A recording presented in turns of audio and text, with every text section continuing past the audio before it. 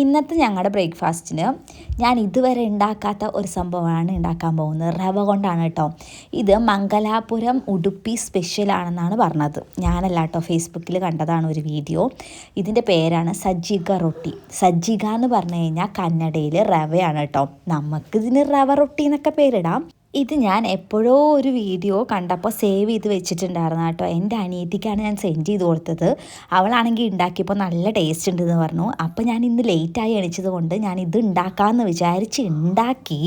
പക്ഷേ ഇതിൽ പച്ചമുളകും ഉണക്കമുളകൊക്കെ ഇട്ടുകൊണ്ട് കുറച്ചങ്ങോട്ട് എരിവ് അങ്ങോട്ട് കൂടിപ്പോയത് കൊണ്ടും എൻ്റെ പിള്ളേർ കൂട്ടിയില്ല കേട്ടോ.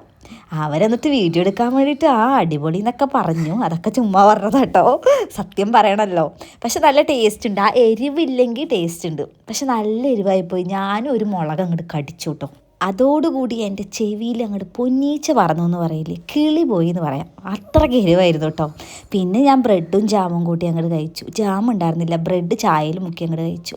അങ്ങനെ രാവിലത്തെ ബ്രേക്ക്ഫാസ്റ്റ് കഴിഞ്ഞ് പിന്നെ 12 മണിയായപ്പോൾ നമ്മൾ ഉച്ചയ്ക്കുള്ള ചോറുണ്ടാക്കാൻ തുടങ്ങി കേട്ടോ.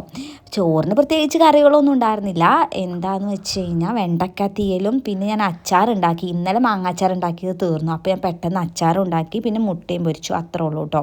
പിന്നെ വൈകുന്നേരം ആയപ്പോൾ നമ്മുടെ ഗാർഡനിലേക്ക് ഒന്ന് ഇറങ്ങി. ഞാൻ വിചാരിച്ചു ആ ബുദ്ധൻ്റെ സ്ഥാനം ഒന്ന് മാറ്റി വെച്ചാലോ എന്ന് വിചാരിച്ച് ഞാൻ ChatGPTയിലൊക്കെ പോയി ചോദിച്ചു, ഇതൊന്ന് റെഡിയാക്കി തരുമോ എൻ്റെ ഗാർഡനിന്ന്. അപ്പോൾ അവർ കുറച്ച് സജഷൻസൊക്കെ പറഞ്ഞു. ഞാൻ ഒരു സ്റ്റോറി ഇട്ടിട്ടുണ്ടായിരുന്നു, അതാണ്. പക്ഷേ അതുപോലെ ഉണ്ടാക്കണം എന്നൊരാഗ്രഹം ഉണ്ട് കേട്ടോ.